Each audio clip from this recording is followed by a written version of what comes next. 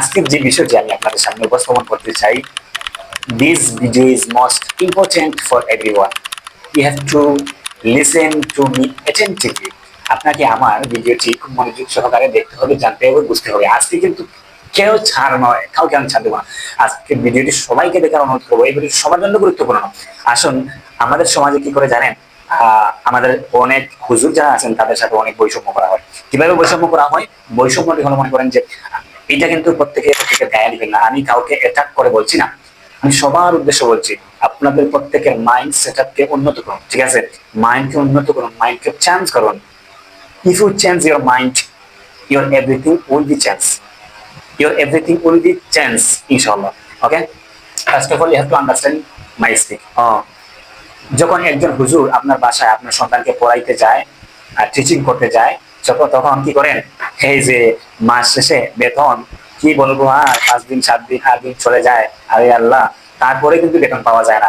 ঠিক আছে, আর যখন একজন স্যার আপনার সন্তানকে টিচিং করাতে যায়, তখন দেখবেন মাস শেষ হওয়ার সাথে সাথে টিচারের ম্যাডামের এগুলা বেতন কমপ্লিট হয়ে যায়। ঠিক আছে, পেইড হয়ে যায়, কোনো সমস্যা ঝামেলা হয় না। আবার আরেকটা বৈষম্য আছে, দেখবেন বর্তমানে এটা তেমন একটা বেশি দেখা যায় না।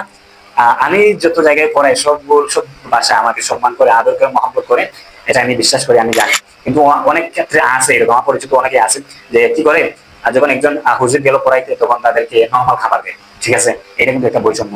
আরেকটা বৈষম্য আছে, যখন একজন স্কুলের একজন টিচার বাংলা, ইংলিশ ইত্যাদি পড়াতে যায়, তখন দেখবেন ওনাদের 3 দিনে সপ্তাহ হয়ে যায়। কয়দিনে ভাই? 3 দিনে। কিন্তু হুজুর যারা আছেন তাদের 6 দিনে সপ্তাহ হয়, শুধুমাত্র শুক্রবারটি বন্ধ থাকে। তাও কি করে জানেন? যখন মাসে 1 2 3 দিন ওনাদের ব্যস্ততার কারণে বা কোনো সমস্যার কারণে বা একদিন রেস্টের কারণে বাদ দিয়ে দেন, তখন ফোন দেয়, হুজুর কি অবস্থা, আজকে আসলেন না কেন? হ্যাঁ, এই সেই বিভিন্ন ধরনের সমস্যা। হ্যাঁ, এই বিষয়টি কিন্তু আমার মাথায় ধরে না যে এই বৈষম্য কেন আমাদের মাথায় আসলো। অথচ এটার বিপরীত করা উচিত ছিল, যে একজন মানুষ আপনার সন্তানকে সঠিক রাস্তা দেখাচ্ছে, আল্লাহর পথ দেখাচ্ছে, আল্লাহর কালাম শিখাচ্ছে। আরেকজন মানুষ কি করছে? আপনার সন্তানকে দুনিয়াতে কিভাবে চলাফেরা করতে হয়, দুনিয়াতে কিভাবে সুখ আনতে হয়, সেই বিষয় নিয়ে আপনার সন্তানকে টিচিং করছে। আর হুজুর কি করছে? আপনার সন্তানকে দুনিয়া এবং পরকালে দুটোকে কিভাবে চলাফেরা করতে হয়, জীবন গঠন করতে হয়, এগুলা মানে আদর্শ ভিত্তিক শিক্ষা দিচ্ছে। তারপরে ওনাদেরকে আপনারা সম্মান করেন না। আমি সর্বশেষ যে কথাটি বলতে চাই সেটি হলো, এই ভিডিওটি আপনারা আপনাদের গায়ে নেবেন না। এরকম অনেকে আছে আমাদের কাছে।